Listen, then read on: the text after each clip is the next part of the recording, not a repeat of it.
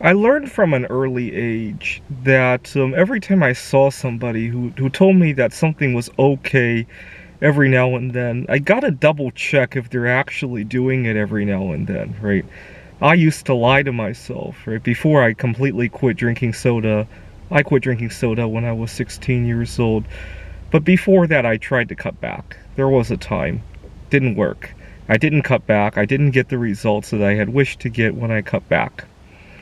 Now, when I was working on my PhD, I had a classmate, and he disguised some of his bad habits very well. Didn't go for very long, obviously, but one day I saw him getting ready to go out to smoke. He had a cigarette in his hand.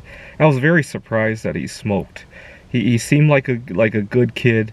I was a little surprised that he smoked.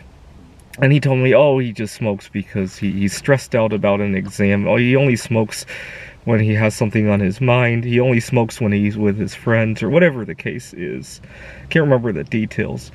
And I wanted to see, because I was 20 years old at the time, and people were laughing at me about how I had sworn off certain foods altogether. I wanted to see how one handles a habit in moderation. I wasn't going to try it yet, but I was curious at this point.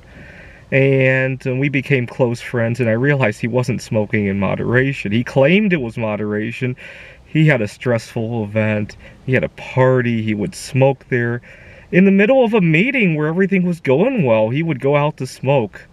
And I got a little envious, because I was thinking, where does he come up with all this money to smoke? He and I were making about the same amount of money, and I was thinking to myself, if I had that kind of money to blow, wouldn't smoke obviously, but I would love to, at the time I had just gotten over my fear of flying, and I wanted to go out there to go look for my future wife.